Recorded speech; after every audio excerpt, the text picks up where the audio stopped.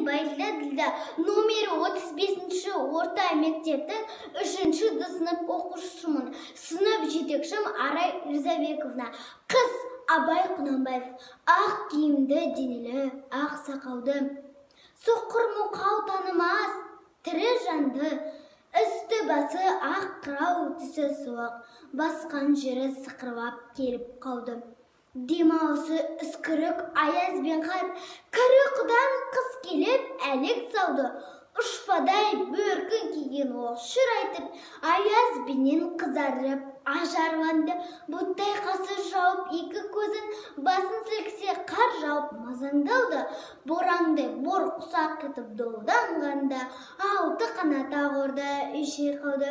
Әуес көріп жүгірген жас балалар, беті қолы домбығып үсік шауды. Шидемен тон қабаттап киген малшы, бет қарауға шыдамай теріс айналды.